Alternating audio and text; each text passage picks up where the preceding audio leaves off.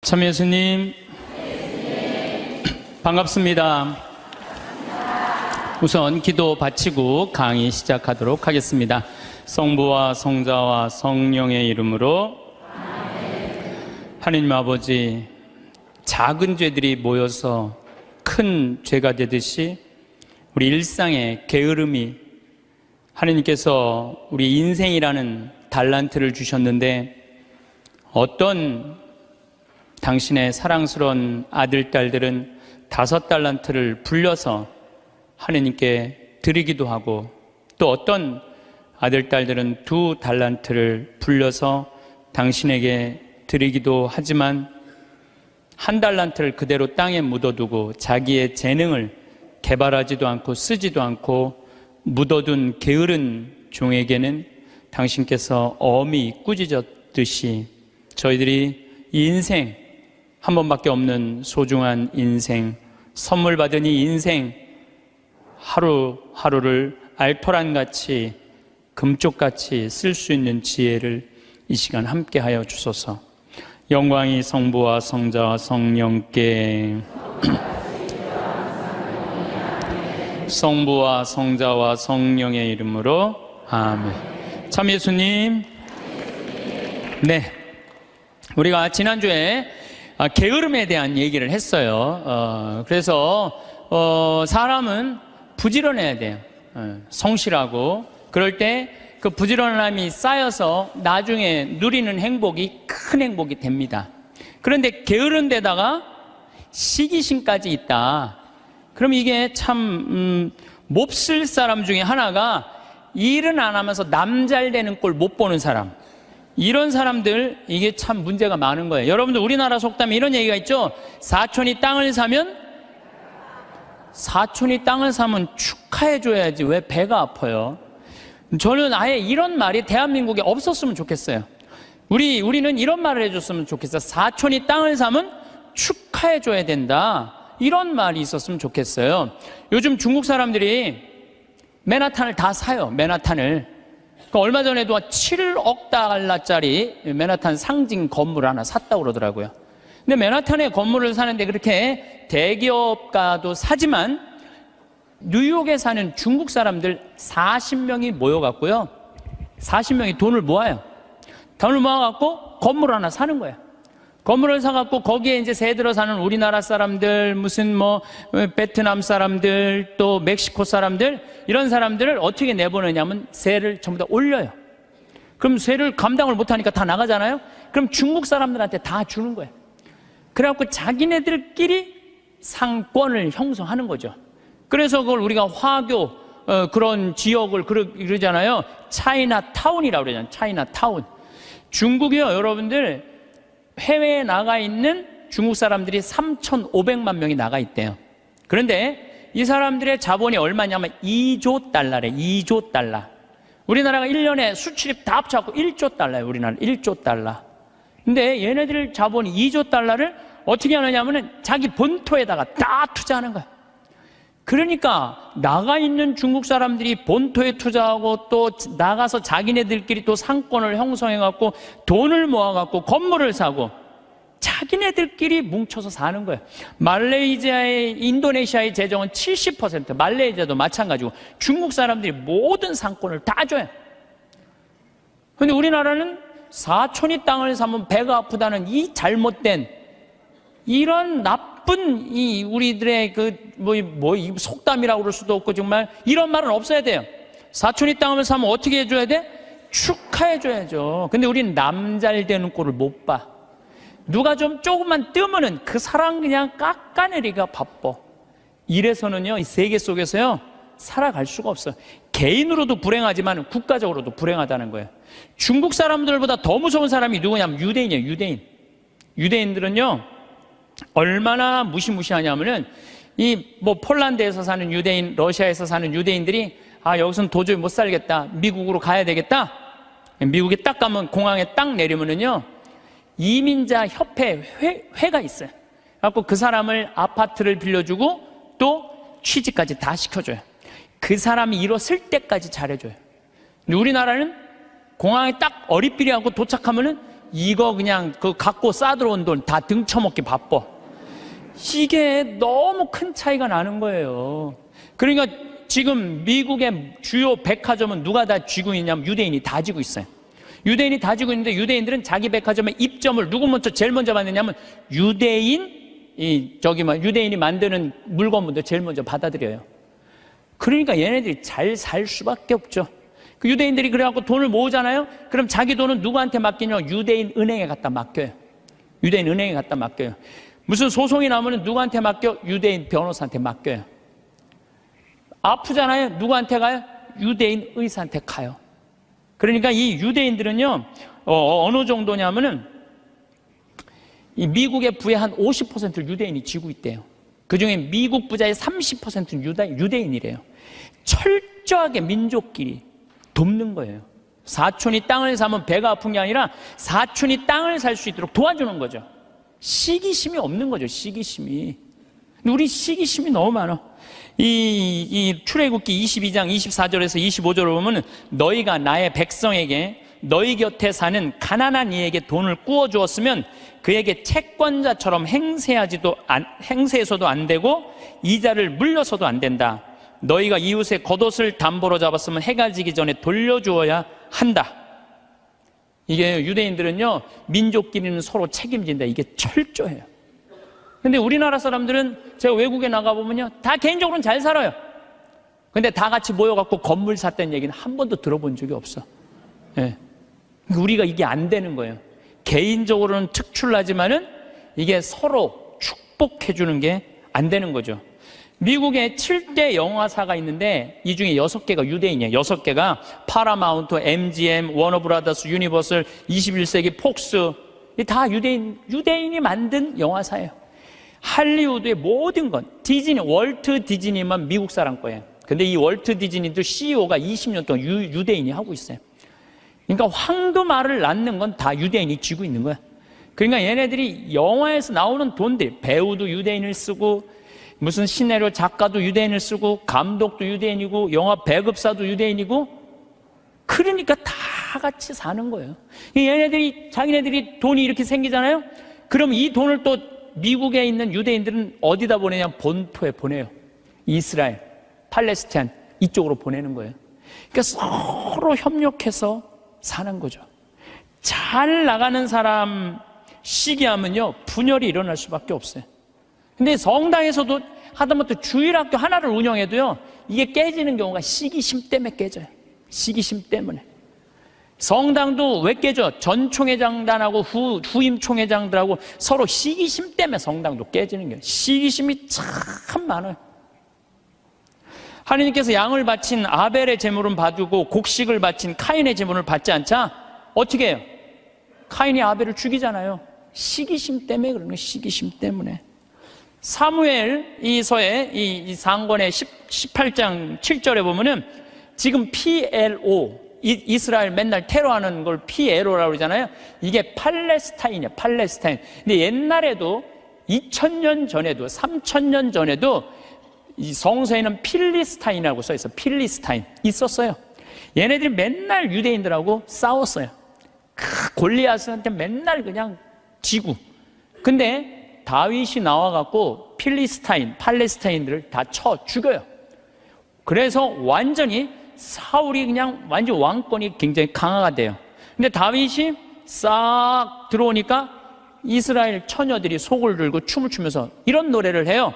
사울은 수천을 쳤고 다윗은 수만을 쳤네. 이 얘기를 듣고 사울이 살짝 미쳐요. 뭐가 생기냐면 시기심이 생기기 시작하는 거야.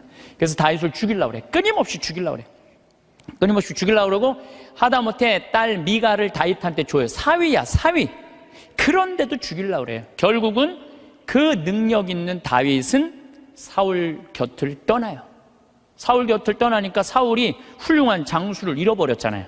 훌륭한 장수를 잃어버린 필리스틴하고 싸우다가 마지막에 다 죽고 자기만 남아요. 어떻게 했겠어요? 스스로 자기 배를 칼로 자기 자살이에요. 자살. 다윗을, 그 능력 있는 다윗을 자기 옆에 왕으로 데리고 있었다면, 시기심을 가지지 않고 데리고 있었다면 아마 사울은 이스라엘 처음으로 통일한 왕으로서의 그 대단한 명성을 누렸을 거야. 근데 그놈의 시기심 때문에 모든 걸 다 잃어버리는 거죠. 여러분들, 우리들 다 마찬가지예요. 여러분들 가만히 보면요, 뭐 때문에 우리가 깨지는, 교회 분열도 시기심 때문에 깨지는 거예요. 오죽했으면은 예수님께서 최후의 만찬 끝나고 제자들의 발을 씻겨주고 난 다음에 마지막 기도가 뭔지 알아요? 거룩하신 아버지, 아버지께서 저에게 주신 이름으로 이들을 지키시어 이들도 우리처럼 하나 되게 해주십시오. 예수님 마지막 기도도 뭐야? 분열이 일어나지 않고 하나가 되길 바라는, 하나를. 근데 성당에서 내가 주일학교 이렇게 보면은 한 20명, 30명 교사들이 있으면 내가 또 이뻐하는 교사가 있잖아요. 그 이뻐하는 교 한 명만 이뻐하면요, 나머지 한 15명, 20명 다 적이 돼버려. 딱 반으로 나눠줘요. 그래서 누구 이뻐할 수도 없어. 그놈의 시기심 때문에. 사랑도 못하는 거야. 그놈의 시기심 때문에. 사랑도 못해, 사랑도. 사도 바울은 고린토전서 1장 10절에 교회 분열을 걱정하면서 이런 편지를 써요. 모두 합심하여 여러분 가운데 분열이 일어나지 않게 하십시오. 여러분이 저마다 나는 바오로 편이다, 나는 아폴로 편이다, 나는 계파 편이다, 나는 그리스도 편이다 하고 말한다는 것입니다. 그리스도가 갈라지셨다는 말입니까? 분열이 얼마나 심했으면 이런 말까지 했겠어요. 시기심으로 생긴 분열은요, 공동체를 망가뜨려요. 마음 안에 시기심이 있는 사람은요, 평화로울 수가 없어요. 뭐 여러분들 잘 알겠지만 이 영화 아마데우스의 모차르트하고 살리에르라고 그랬잖아. 살리에르가 너무 모차르트를 시기해갖고 마지막에 모차르트 막 계속 힘들게 작곡 이때까지 해야 된다 그러면서 그냥 거기에 그냥 막 모차르트가 막 해갖고 모차르트도 빨리 죽지만 살리에르도 결국은 정신분열로 정신병원에서 생을 마감을 해요. 그러니까 남을 축하해주는 사람은요, 복을 받는데요, 남 안 되게 시기하는 사람은요, 그만큼 고통을 겪는 거예요. 친구가 성공하거나 사회에 승진하면 축하해주는 넓은 아량이 있어야 돼요. 남 시기한다고 내가 행복한 게 아니에요. 남 부러워한다고 내가 행복한 게 아니에요. 나는요, 달리기를 정말로 못해요. 정말로 초등학교 뛰면 꼴등이야. 막 쭉 뛰어도 꼴등이야. 얼마나 이놈들이 빠른지. 난 정말로 달리기를 못했어요, 초등학교 때. 그리고 나는 참 그림을 못 그렸어요. 제가 이렇게 뭐 옛날엔 그림의 필요성을 별로 몰랐는데, 뭐 외국에 다니고 뭐 미술관에 다니다 보면 막 뭐 얘네들이 막 고흐 막 이런 애들이 그림 그리는 거 보면요, 내 마음 안에서 막 예술혼이 막 불타요. 그래갖고 막 집에 와갖고 막 도화지도 사고 크레용도 사갖고 집에 와서 막 그림을 그려요. 동창 신부들 오면 내가 보여줘요. 이 그림 어떠냐? 그러면은 동창 신부들이 이구동성을 하는 얘기가 조카가 그린 거냐, 조카가. 난 내가 그린 건데. 한 7살 정도 애가 내 그림을 보고 안 웃는 사람이 한 명도 없었어요. 명작이지, 보고 웃는 거 보면은. 그런데 수준은 조카가 그린 그림이냐. 난 그림을 참 못 그려요. 또 나는 수학을 참 못해요. 중학교를 안 다녀서 그런지, 전 중학교를 안 다니고 검정고시를 봤거든요. 그래서 수학을 못해요. 고등학교 올라가도 이해가 안 되더라고요. 지금 나는 그래서 지금 학교 다니면서 수업 시간에 자는 애들 다 느낌 아니까, 걔네들 느낌 아니까 이해가 돼요. 왜냐하면 이해가 돼야지 수업 도저히 알아듣지를 못하니까. 난 수학을 정말로 못했어요, 수학을. 근데 내가 맨날 나는 왜 달리기를 못하지? 나는 왜 이렇게 키가 조그마지? 나는 왜 수학을 못하지? 나는 왜 그림을 못 그리지? 맨날 이런다면 난 불행한 사람일 거예요. 나는 그런 걸 못 가졌지만 난 뭐가 좋아요? 목소리가 좋잖아요, 나는. 네, 목소리가 좋잖아요. 저는 제가 목소리 좋은 거 어렸을 때 어떻게 알았느냐면, 애들이 막 발표할 땐 다 시끌시끌해요. 근데 내가 일어나고 발표하면 다 조용해요. 그러니까 이게 귀가 확 들리나 봐요, 귀가. 그래서 제가 왜 목소리 좋은 줄 아느냐면은, 사복을 입고 내가 음식점에 가서 음식을 시키면요, 많은 분들이 나한테 이렇게 물어요. 내가 사복을 입었으니까 내가 누군지 어떻게 알아요? 근데 내가 음식을 딱 시키면요, 저한테 딱 하는 말이 있어요. 혹시 성우시냐고. 그러니까 내가 생긴 게 잘생겨서 키가 커, 뭐가 있어. 딱 목소리만 듣고 혹시 성우시냐고. 그래서 수도 없이 들어요. 성우시냐는 얘기를 정말 많이 들어요. 그리고 나는 내가 그 음향 박사님이 제 목소리를 분석을 해줬어요. 신부님 목소리는 톤이 높은데 굵대는 거예요. 톤이 높고 굵으면요, 똑같은 단어를 얘기해도 내 말은 귀에 꽂힌다는 거예요.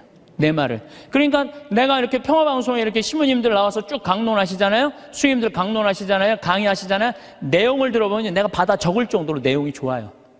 근데 그분들한테 단점이 뭐냐면은 예수님께서는 부활하셔갖고 3일 만에 오셔갖고 성령을 보내셔갖고 승천을 뭐 하셔갖고 제자들이 뭐 그러니까 정말로 듣기 좋은 내용인데 톤이 거의 같고 목소리 톤이 낮기 때문에 집중이 안 되는 거예요.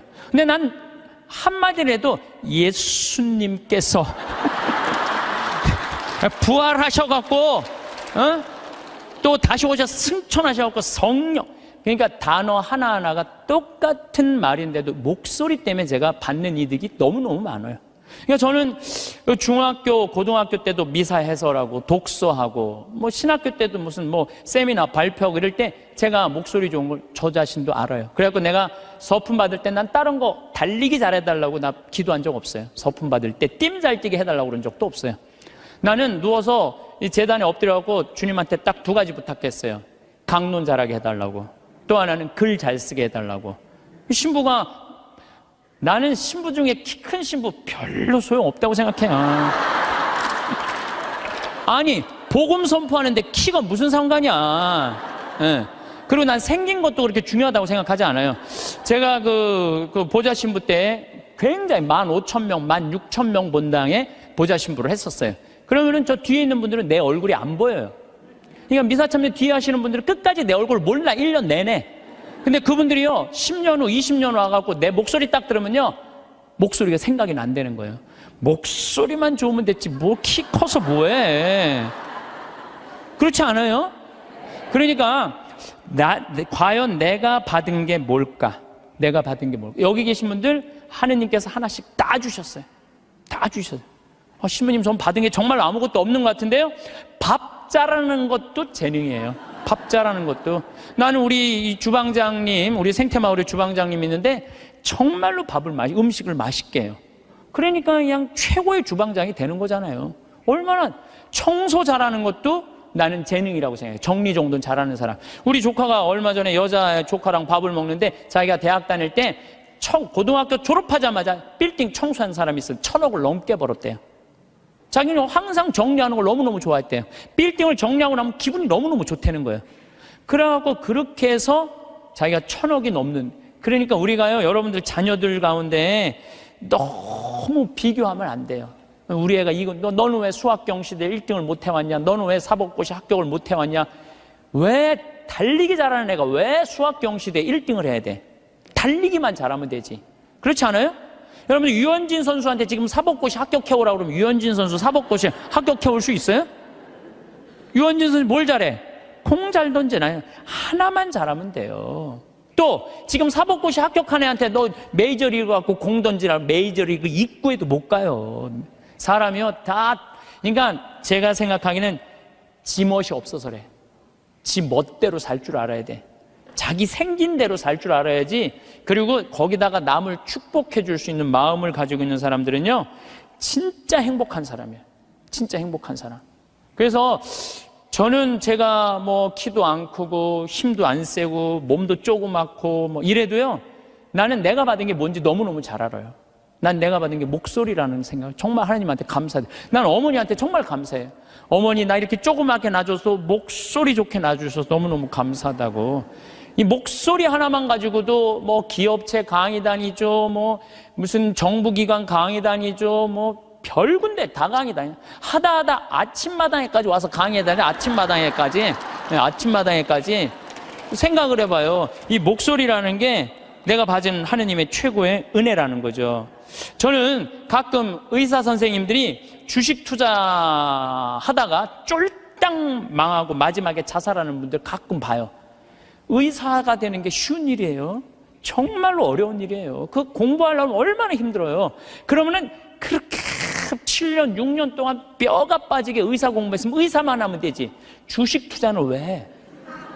그렇지 않아요? 그러니까 자기가 잘할 수 있는 걸 계속 하는 게 제일 중요한 거예요.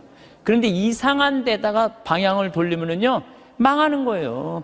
뭐, 아까 잠깐 강의 들어오기 전에 보니까 어떤 영화 배우가 25년 동안 버는 거 쫄딱 망했대. 영화 배우는 연기만 잘하면 돼요. 다른 거 이상한 거 하다가 되게 망하는 게 자기가 잘할 수 있는 걸 안 해서 그래. 자기가. 그러니까 여러분들 자녀들 가운데서도 공부만 해야 된다는 거, 이 머릿속에 이거 빼세요. 공부 빼고는 나머지 다 잘하는 애들 많아요. 공부 빼고. 그런데 나머지 다 잘하는 건 그건 소용없어. 수학하고 영어만 잘하면 돼. 이게 대한민국의 불행에, 제가 지난주에도 말씀드렸지만은 대한민국의 불행으로 가는 길이에요. 불행으로 가는 길이에요. 그래서 자기가 잘할 수 있는 일을, 내가 포크레인 저 잘해요. 포크레인 정말 잘해요. 내가 뭐 하루 종일 포크레인 가지고 황토 집 질 때도 포크레인으로 지는 황토도 잘 개요.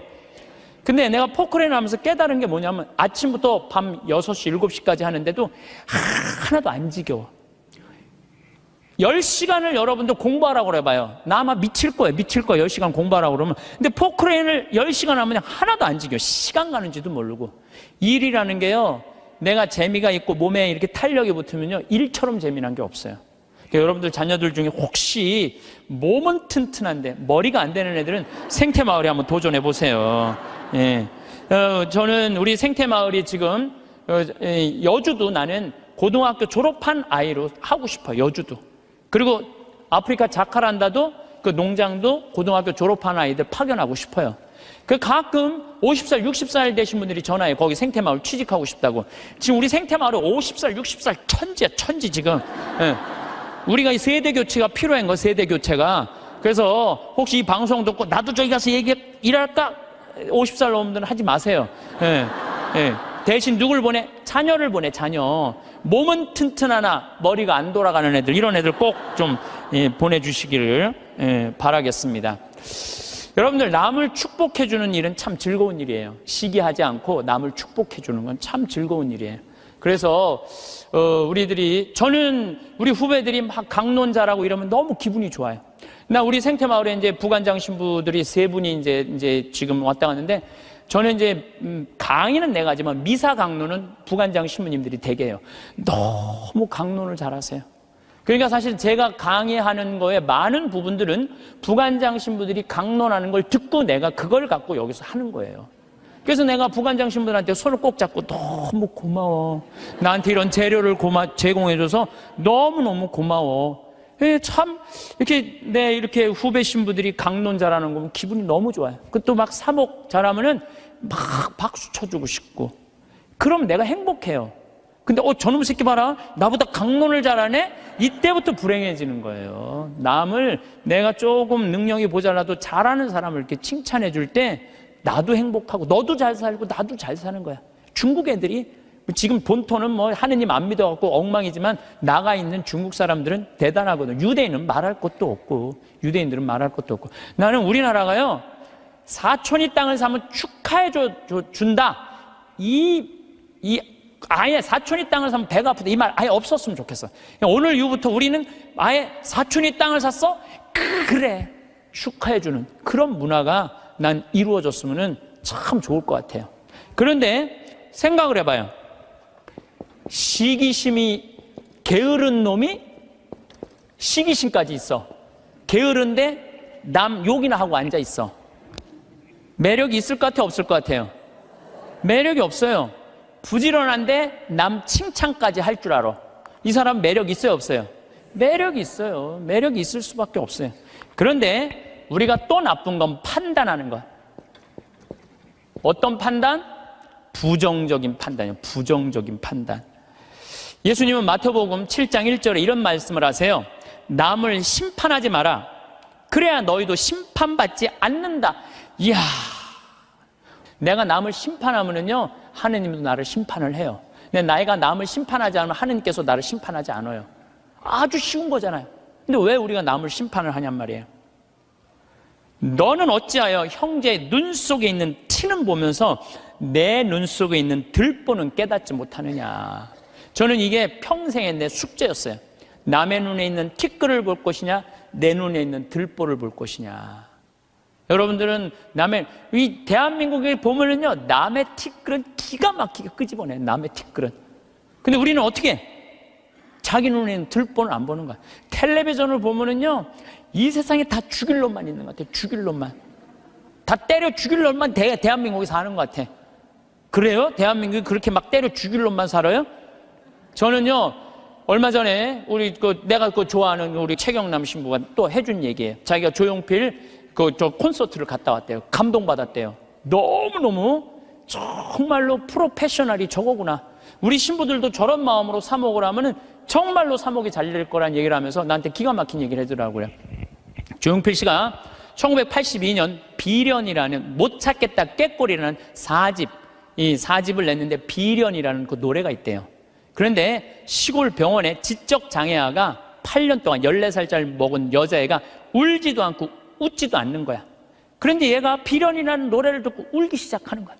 14살짜리가 막 울더래요. 그러니까 병원에서 난리가 난 거죠. 8년 동안 웃지도 않고 울지도 않던 애가 비련이라는 노래가 눈물을 쫙 흘리니까. 그러니까 부모도 미치죠. 내 애가 감정 표현하니까 얼마나 행복하겠어요. 그래갖고 그 병원에서 연락을 한 거예요. 조용필 씨한테. 제발 우리 병원에 한 번만 와갖고 이 아이 손 한 번만 잡아줘라. 손 잡아주고 노래까지 해주면 더할 나위 없지만 손이라도 잡아줘라. 했는데 그때 조용필 씨가 1982년 4집 못 찾겠다 꾀꼬리 할 때 캬바레에 가서 노래 한 곡 하면 3천만 원을 받았대요. 지금 돈으로. 근데 보통 하루에 3-4번씩 나갔대요. 그러니까 그 매니저가 무슨 소리냐, 지금 하루에 1억씩 버는 사람인데 그 시골까지 위약금 물 수 있느냐? 꿈도 꾸지 마라. 전화를 끊었대요. 근데 조용필 씨가 이렇게 바깥에서 뜨면 무슨 얘기냐? 그랬더니 매니저가 아니 저기 뭐 어떤 지적 장애 여자아이가 당신 비련이라는 노래를 듣고 막 눈물을 흘리다고 병원에 한번 초대를 한다는데, 아니 이제 바빠 죽겠는데 거기를 어떻게 하느냐? 그랬더니 오늘 공연이 몇 개냐고 그랬더니 뭐 4개라고 그랬더니 그거 다 취소해라. 내 위약금 내가 물겠다. 가자 그 병원에 차 대라. 그랬더니 조용필 씨가 차를 타고 그 시골까지 쫙 간 거예요. 갔는데 얘를 딱 봤는데 얘가 뭐 조용필이 누군지 어떻게 알아요? 보고 가만히 있는 거야. 근데 조용필 씨가요, 대단한 사람이에요. 그 14살짜리 여자의 손을 잡고 비련이라는 노래를 부르는 거예요. 기도하는 사랑의 손길로 탁 이렇게 노래를 쫙, 그냥 오빠 막 그러잖아요, 여러분들. 그러니까 얘가 또 눈물을 쫙 흘리는 거야. 그러니까 그냥 이 병원이 감동이죠, 감동. 그리고 이 조용필 씨는 그걸 보고 갔어요. 부모님이 너무 감동받아서 우리가 조금이라도 사례를 할 테니까 통장 번호를 알려달라고 그랬더니 조용필 씨가 한 말이, 전 정말 기가 막힌 말이에요. 나는 오늘 저 아이의 눈물을 통해서 이제까지 받은 모든 돈, 앞으로 받을 돈 모든 것보다 비싼 보상을 받았다. 그러니까 나한테 돈 보낼 생각하지 말아라. 탁 갔다는 거. 그게 1982년 얘기예요. 그래서 물론 내가 조용필 씨가 훌륭하다는 건 알았지만 그 다음에 내가 조용필 씨 뒷조사를 쫙 해봤어요.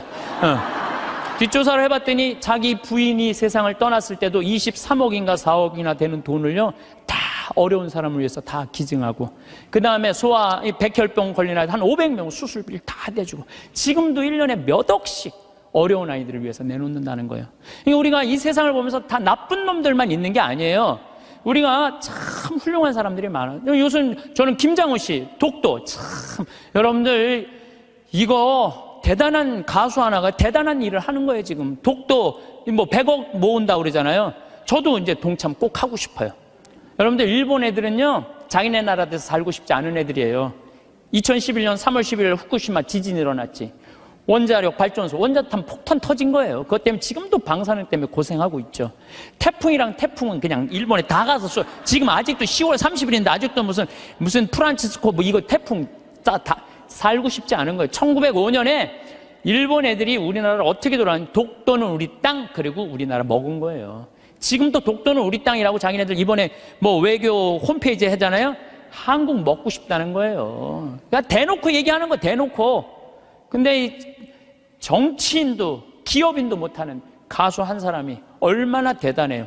이 세상은요 나쁜 놈만 있는 게 아니에요. 정말로 멋있는 사람들이 많아. 근데 우리는 판단을, 어떤 판단을, 부정적인 판단하는 거예요. 그 부정적인 판단 때문에 잘못된 판단으로 이어지는 경우가 너무 많다는 거예요. 조조가 동탁을 죽이려고 그래요. 한 왕실을 자꾸 동탁이 쥐고 흔들으니까, 그러니까 조조가 죽이려고 그러다가 들켜요, 동탁한테. 왜냐하면 동탁이 무술이 너무 뛰어나거든요. 도망을 가기 시작해요. 진궁이랑 장수랑 막 도망을 가는데 동탁이 전국에다 방을 붙인 거예요. 조조 잡아오면 엄청난 벼슬과 상을 내리겠다고. 그러니까 조조는 마음 편안하게 쉬지를 못한 거죠. 산속으로 굶으러가면서 그냥 여기저기 피신을 하다가 아버지 조승 아버지 친구 여백사라는 집에 이제 숨어들기 시작해요. 근데 여백사가 이 조조를 너무 반갑게 맞아주는 거예요. 야, 너 그동안 고생했으니까 우리 집 와서 편안하게 쉬라고. 내가 방 따뜻하게 해줄 테니까 편안하게 쉬라고. 근데 우리 집에 음식을 준비할 테니까, 근데 문제는 우리 집에 술이 없다. 내가 고을에 가고 술을 받아올 테니 너는 쉬고 있어라. 그리고 이제 여백사는 이제 고을로 술 받으러 나간 거예요.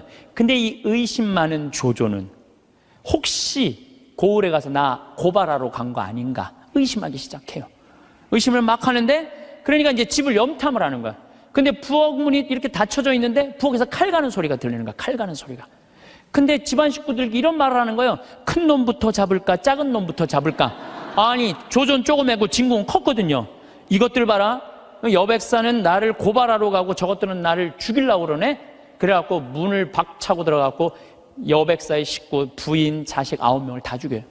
칼로 다 죽이고, 혹시 어디 숨어 있는 거 없나 하고 뒷곁문을 딱 열었는데 뒷곁에 돼지가 큰 거하고 작은 거 2마리가 묶여져 있는 거야. 그러니까 이 식구들은 큰 돼지를 먼저 잡을까 작은 돼지를 먼저 잡을까 이렇게 말한 건데, 조조는 어떻게 들은 거예요? 큰 놈을 먼저 잡을까, 자기를 잡는 줄 알고 죽인 거죠. 자기의 잘못된 판단 때문에 그렇다는 거예요. 여러분들, 우리가 정말 판단이 다 옳아요? 여러분들? 그래갖고 조조가 막 도망을 가요. 도망을 가는데 술을 받아서 기분 좋게 오는 조승을 길에서 여백사를 만나요. 그 자리에서 죽여요, 조조가. 왜? 한 번 잘못한 걸 덮기 위해서는 더 큰 거짓말을 하고 더 큰 잘못을 저지르는 거예요. 그래서 여기 계신 여러분들은 정말로 내 눈에 있는 뭘 봐야 돼? 들보를 볼 생각을 해요. 남의 눈에 있는 티끌 꺼낼 생각하지 말고. 나는 이 성서, 예수님이 참, 예수님 말씀마다 정말 묵상하면 정말 깜짝 놀랄 말씀 정말 많아요. 이게 소크라테스가 너 자신을 알라 그 얘기하고 똑같잖아요. 그렇죠? 그 다음에 이 공자의 제자 증자가 성인 1일 3성, 1일 성인지도 1일 3성, 오신 자기 일을 3번 반성하라고 그러잖아요. 그러니까 우리가요, 신앙인들은요, 남 잘못 캐내는 사람이 아니에요. 신앙인들은 누구 잘못 캐내는 사람이야?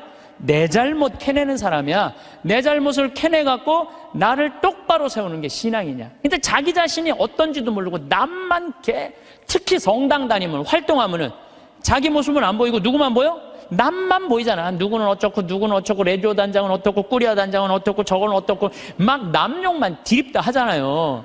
근데 남욕할 시간 있으면 누구 들여다봐? 자기 들여다. 부처님 제자 넷이서 장인들끼리 토론했어. 야, 인생 살아가면서 제일 괴로운 게 뭐냐? 그랬더니 한 제자가 사랑이다, 사랑. 얼마나 사랑 때문에 우리가 고통을 많이 겪어요. 우리가 이 세상을 살면서 남녀 문제 수도 없는 갈등의 원인이잖아요. 그랬더니 옆에 있던 제자가 아니다, 사랑보다 더 그런 건 배고픔이다. 그렇죠, 배고픔의 고통. 이거 정말 힘든 거죠. 오죽하면은 대학 교수가 그 돈 몇 푼 받아보겠다고 교수 자리까지 올라가기가 얼마나 힘들어. 그런데 부정 입학 그 몇백만 원 받아갖고 부정 입학하고 교수 자리 쩔려나가고, 이게 배고픔의 고통 때문에 배고픔. 그냥 먹어도 배고픈 게 이게 인간의 욕심이에요. 인간의 욕심. 그랬더니 또 한 제자가 아니다, 그것보다 더 무서운 거 분노다, 분노. 화가, 자기 화를 조절하지 못하는 거. 이건 저도 동의해요. 사실 저도 인생 살다 보면은 내가 싸운 게 한순간 무너지는 게 뭐냐면 분노 때문에 그래요. 분노.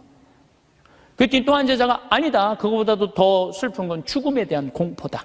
맞죠, 우리 인간은 모든. 그랬더니 그게 다 됐더니 부처님이 하시는 말씀이 아니다, 그것보다 더 슬프고 고통스러운 거는 자기 자신이 누구인지 모른 채 살다가 죽는 거다. 내가 어디서 와갖고 어디로 가는지, 내가 뭘 하는지, 내가 어떻게 살면서 행복한지 아무것도 모르고 그냥 쫓는 게 뭔지도 모르고 그러고 살다가 죽는 게, 저는 부처님 말씀에 저도 동의해요. 예수님, 남의 눈에 있는 티끌 볼 생각하지 말고 자기 눈에 있는 들 뽑을 생각을 해라고. 그래서 여러분들 항상 우리가 판단을 할 때 부정적인 판단을 할 거냐 긍정적인 판단을 할 거냐, 이게 아주 중요해요. 근데 요즘 텔레비전을 보면은 여러분들 우리나라 텔레비전 뉴스 보면 한심해 안 한심해요? 한심하죠? 정치인들, 정말로 내가 지난번에 생명을 살리는 말씀에도 얘기했지만 진짜 지금까지도 한심해요. 조금만 정말로 한심해요. 그러니까 그냥 어떤 또 국회의원은 이놈의 나라를 그냥 뒤집어 엎어갖고 북한한테 그냥 줘버려야 된다, 이렇게 말하는 사람들도 있고. 근데 여러분들, 우리나라가 그렇게 한심한 나라일까요? 저는요, 5,000년 역사상, 우리나라가 5,000년 역사상 지금처럼 잘 먹고 잘 사는 적은 없어요. 5,000년 역사상. 고려시대 우리 원나라 조공 바쳤어요. 고려시대 때 원나라한테 조공만 바쳤어요? 왕자도 다 보냈어요. 왕자도 다 보냈어요. 조선시대는 명나라, 청나라 다 조공 바치고, 다 왕자들 다 보내고, 소현세자 이런 사람들 다 거기 다 가 있는 거 다. 그리고 그냥 청나라 끝나고 나니까 그 다음에 누구한테 나라 뺏겼어요? 일본한테 나라 뺏겼어요. 1,000년 이상을 통일 국가 다 나눠져서 싸우고, 지금도 나눠져 있지만 그렇게 우리나라 역사가 질곡의 역사를 갖고 있어요. 그런데 이 5,000년 역사상 지금처럼 우리나라가 강성했던 적은 없어요. 우리나라가 경제 규모가요 1조 달러야. 무역 규모가 세계 8위, 경제 규모는 세계 15위예요. 근데 일본은 6조 달러예요. 무역 규모가. 중국이 8조 달러, 미국이 14조 달러예요. 그러니까 우리가 사실은 참 우리나라도 피곤한 나라예요. 양쪽에 너무 센 놈들이 있는 거예요. 중국하고 일본하고. 근데 중국하고 일본이 경제 규모가, 일본이 6조 달러, 중국이 8조 달러예요. 우린 1조 달러밖에 안 돼. 근데 그전에는 1조 달러도 안 됐어. 그러니까 참 조공 바치고 살았던 거죠. 그런데도 또 전 세계에서 일본 놈하고 중국 놈 무시하는 것도 대한민국 사람밖에 없어요, 또. 근데 제 생각엔 그래요. 제 생각에는 그래도 5,000년 역사를 보면 지금처럼 우리가 잘 살고 잘 먹고 잘 사는 적이 없어요. 여러분들, 우리나라 차 잘 만들어요. 차 잘 만들어요. 제가 지난 9월 달에 미국 뉴욕의 자살방지협회에 가서 강의를 갔다 왔는데, 초청한 회장님이 차를 이번에 싹 바꿨대요. 워낙 돈이 많은 분이라 에쿠스, 볼보, BMW, 렉서스 5대를 다 바꿨대요. 근데 그 중에 제일 마음에 드는 게 에쿠스래요. 나한테 정말 그런 말을 하면서 한국이 차 브랜드가 떨어져서 그렇지 한국 차 잘 만든다고. 그것도 40년 만에. 남들은 100년, 120년 됐는데 40년 만에 이렇게 쫓아온 것에 대해서 자기는 에쿠스를 타고 다니면서 너무너무 자랑스럽다는 거예요. 그런데 대한민국 차를 누가 제일 무시하느냐? 대한민국 놈들이 제일 무시해요. 이게 부정적인 시각으로 바라보는 거, 부정적. 텔레비전 잘 만들고 그렇잖아요. 또 휴대폰 잘 만들고. 제가 이 휴대폰도 아이폰 막 나오고 난리 칠 때 제가 그랬어요. 앞으로 내가 우리나라 휴대폰을 봐서는 전 세계 시장 1위를 할 거다. 제가 4, 5년 전에 내가 방송 때도 얘기했어요. 지금 1위 하잖아요. 정말로 잘 만들어요. 에어컨 잘 만들고, 냉장고 잘 만들고. 그러면은 좀 긍정적으로 봐야 될 거 아니야, 긍정적으로.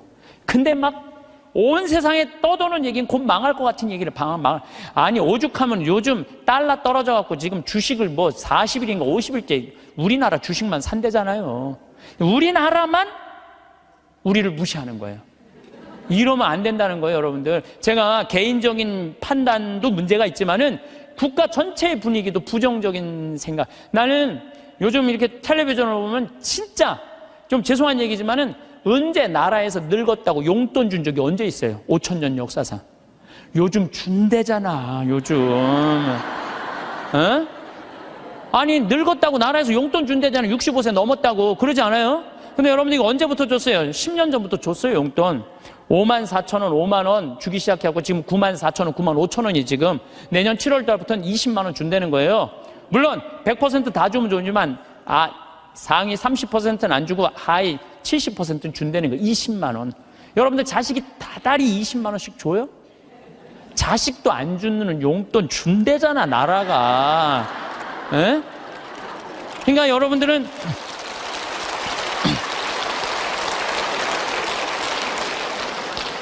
여러분들은 자식이 잘 되길 바라지 말고 누가 잘 되길 바라? 나라가 잘 되길 바래. 제가 장담합니다. 앞으로 우리나라가 3만 달러, 4만 달러 넘었으면은요, 여러분들 65세 넘은 분들 30만 원, 50만 원, 60만 원 다 넘어가요, 용돈. 그렇게 주게 돼 있어요.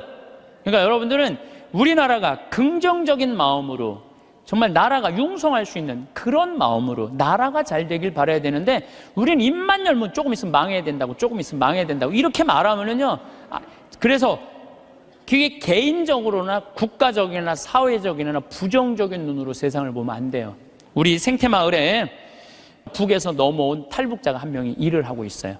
근데 이분이 진짜 그 함경북도에서 살다가 지금 55인가 이쯤 나이가 됐는데, 북의 얘기를 들어주면요, 우리 직원들은요 다 뒤로 넘어가는 일이 너무너무 많아요. 이 사람들은요 쌀 구경한 적 없대요.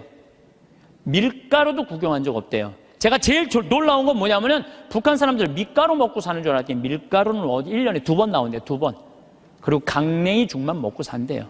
그럼 밀가루를 가지고 수제비를 만들어 먹으면 그게 얼마나 고소한지 모른대요. 그럼 뭐 농약을 쳐야지 뭐 맛이 이상할 거 아니야. 농약 칠 돈이 있어야지 농약을 칠 거 아니에요. 농약, 그러니까 안전뱅이 아마 밀보리로 아마 하는 것 같아요. 그 수제비 먹으면 그렇게 맛있다는 거예요. 근데 그 1년에 딱 2번 먹는다는 거. 나머지는 전부 강냉이 죽을 먹는데, 나머지는 전부. 그런데 우리 이제 생태마을에서 이제 가지튀김을 하면은, 우리는 가지튀김만 밀가루 살짝 묻혀갖고 튀기잖아요. 그래갖고 그걸 나가면요, 그 가지를 들고 주방에 들어가요. 그 탈북자가. 그 주방장한테 따져요. 밀가루 요것밖에 왜 안 묻히느냐고. 내가 밀가루 먹고 싶어서 북에서 넘어왔는데 왜 밀가루를 요거 조금밖에 안 묻히느냐고. 슬픈 얘기예요. 슬픈 얘기예요. 북한은요 수도 없이 굶어 죽어요. 내가 지금 북한 이야기라는 책을 읽고 있는데 거기서 하는 얘기가 그거예요. 95년, 96년, 97년에 죽을 때 북한 사람 그때 제일 많이 굶어 죽었거든요. 그나마 농장에서 일하는 사람 먹고 살았대요. 탄광에서 일하는 사람 다 죽었대요. 근데 굶어 죽으면요 다 새카매 갖고 죽는데요, 못 먹을 때. 근데 자기가 식당에서 일을 하는데 탄광촌에 배정을 받아서 하는데 한 10명이 새카매 갖고 다 쭈그리고 앉아있더래요. 저 사람들은 왜 일도 안 하고 쭈그리고 앉아있는지, 왜 이렇게 새카마냐 그러니까 다 굶어 죽어 있는 거라고. 지금 10몇 명이 그대로 앉아서 그 자리에서. 참, 북한 얼마 전에 뭐 6명 넘어갔던 분들 다시 한국으로 보냈잖아요. 그분들 내가 쭉 읽어봤어요. 북한 가면 어떻게 대우할 줄 알고. 아파도 병원 한번 가본 적도 없고 그냥 고통이란 고통을 다 겪고 그리고 온 거예요. 그러니까 나는 북한 무슨 김일성 주체사상 찬양 이해가 안 가요. 물론 내가 제일 화가 나는 건 하느님을 믿을 수 없다는 나라, 그런 나라에 대해서 제일 가슴이 아프고 슬프지만은, 그런데 무슨 북한을 찬양을 하고 그래요. 국민들은 다 굶어 죽어 하는데, 에? 그냥 여기 뭐 대통령이라는 그 수령, 우리 또 얼마나 웃기냐면 우리 직원들은 김정은이가 말이야 백성들 굶어 죽이고 그러면요 그 사람이 딱 일어나고, 김정은이가 뭡니까? 위대하신 수령아가 김정은이죠. 또 이렇게 얘기를 해요. 그럼 우리 직원들이 그래, 위대하긴 개뿔이 뭐가 있냐고, 국민들 다 굶어 죽이고 뭐가 위대하냐고. 그러면은 그분이 그래, 그건 또 맞는 말입니다. 또 이런다니. 근데 더 슬픈 건 뭐냐면은, 이분이 왜 탈북을 했느냐면 자기 딸하고 같이 해서, 딸은 지금 간호학과 대학을 다니고 있는데 자기 아들이 관절염이었대요. 부인은 심장병이고 그거 고치고 싶어서 탈북을 한 거예요. 그래갖고 이제 돈을 우리 생태마을에 돈을 조금씩 좀 모아갖고 좀만 기다리면은 자기 가서 데리고 올 텐데 안 기다린 거야. 이 아들하고 부인이 이번 여름에 압록강을 건넌 거예요. 압록강을 건넜는데 기다렸는데 연변에서 만나는 사람이 못 만났다고 전화가 온 거예요. 아니 그냥 우리 생태마을에서 저녁에 밥을 먹으면 얼굴이 하얘갖고 아주 이만 다 죽어가더라고. 그래서 내가 물어봤어. 왜 그러느냐고. 뭐 주창덕 형제. 그랬더니 하는 말이, 아니 북에서는 건너갔다는 소식이 왔는데 연변에서 못 만났다는 거야. 그래서 내가 비행기표 끊어주고 돈 주고 가서 찾아와 봐라. 자식 아들하고 부인 소식을 모르니까 일이 손에 잡히겠어요? 찾아와 봐라. 그래갖고 갔다 왔는데 결국은 못 찾고 자기만 넘어가다가 죽은 거죠. 물에 빠져서 압록강 너 죽은 거예요. 여러분들 지금 대한민국 사람들은요 호강에 요강을 타고 있는 거예요 지금. 여러분들이 남한에 태어난 게 얼마나 정말로 감사한 거예요. 지금 북한에 그래도 지금 신앙을 하는 게 1%도 된대요. 숨어서 신앙생활하는 비율이 1%가 된다는 거. 우리 천주교하고 개신교하고 있다는 거예요 지금도. 그들이 정말로 마음 편안하게 하느님께 찬양 드리고 영광 드릴 수 있는 거, 통일이 돼야 돼요. 뭐 여러 가지 이유로도 통일이 돼야 되지만은 그 안에 이 정말로 신앙의 빛을 전해줄 수 있는 통일이 돼야 되는 거예요. 우리 이 대한민국은 이렇게 보면은요, 참 부정적인 시각이 너무 많은 것 같아요. 여러분들 정말로 한국은요, 정말로 행복한 나라예요. 정말로. 요즘 나는 한국에 이렇게 외모로 평가하는 경향이 참 많아. 잘생기면 다 오케이야. 키 크면 다 좋고. 뭐 남자는 키가 커야 돼. 키가 크, 개뿔 뭐 키가 크 뭐가 좋아요. 이 기장, 저기 막 기지나 많이 들어가지. 키 큰 게 뭐가 좋아. 그냥 이쁘면 다 용서해. 이쁘면 다 용서해. 이쁘면 다 용서해. 그래서 가끔 이렇게 말하는 사람들이 있어요. 내가 사람 하나 제대로 볼 줄 안다. 척 보면 안다. 그게 여러분들 자기 발목을 잡는 거예요. 뭐 확실한 얘기는 아니라고 그러지만 떠도난 얘기에 이제 하버드 대학에 스탠포드 부부가 가갖고 허름한 옷을 입고 스탠포드 부부가 가갖고 하버드 대학 총장실에 가갖고 나 좀 여기 아들이 죽었거든요. 16세 하버드 대 다니다가. 그래갖고 나 여기 좀 기증하고 싶다. 좀 총장을 만나게 해주라. 너무 허름하니까 이 수위가 당신 같은 사람이 뭘 기증하냐? 안 만나게 해줘요. 그래갖고 이 사람이 이 샌프란시스코 사람인데 아주 철도로 돈을 버는 사람이야. 아니 저 하버드 대학에서 우리 돈을 기증을 안 받느니 차라리 우리가 그냥 여기다가 대학을 하자. 그래갖고 생긴 대학이 스탠포드 대학이라는 거예요. 지난번에 산호세 강의 갔을 때도 스탠포드 대학을 지나가 봤는데 어마어마하게 져놨더라고. 대학이 아니라 거의 뭐 궁전같이 져놨더라고요. 그래서 그 하버드 정문에는 이런 말이 써있대요. 사람을 외모로 판단하지 말라라는 글귀가 있대요. 예. 죄로 가는 길은 내 눈에 있는 들보 볼 생각은 안 하고 남의 눈에 있는 티끌 끄집어내는 이런 사람들이 죄로 가는 거예요. 그러니까 여러분들 남 판단하지 마세요. 남 평가하지도 마시고 남 비난하지도 말고 판단하고 난 다음에 비난하지도 말고 똥 묻은 겨 묻은 겨 비웃는다는 그런 우리 속담도 있듯이 자신의 잘못된 점을 되돌아보는 일이 우리가 중요한 거예요. 특히 신앙인들은 남 누구 어떻고 이거는요, 이 사도 바오로가 남을 해치는 말은 입 밖에도 내지 말라고 그러잖아요. 남을 해치는 말은. 근데 우리가 그냥 이게 몸에 배 있어. 남한테 흠이 되는 말 한마디를 하더라도 우리가 정말로 이거 조심하고 두려워해야 되는데 이게 안 되는 거야. 생각을 해봐요. 게으른 데다가 시기심까지 있는데도 판단을 부정적으로 해. 이 사람 이거 쓸 데가 있는 사람이야, 쓸 데가 없는 사람이야? 쓸모가 없는 사람이야. 여러분들 뒤집어서 이렇게 생각해봐요. 성실하고 남 칭찬할 줄 알고 긍정적으로 모든 세상을 바라볼 줄 아는 사람. 이런 사람 죄 질 것 같아요? 안 질 것 같아요? 죄 안 져요. 이 작은 것들이 모여서 큰 죄가 되는 거예요.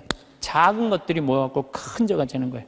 그래서 저는 우리 교우들이 살면서 항상 긍정의 에너지가 사람을 사랑하고 칭찬해주고 평생의 설계가 되어 있는 그런 분들이 됐으면 좋겠어요. 영광송 바치겠습니다. 성부와 성자와 성령의 이름으로 아멘. 영광이 성부와 성자와 성령께, 성부와 성자와 성령의 이름으로 아멘. 감사합니다.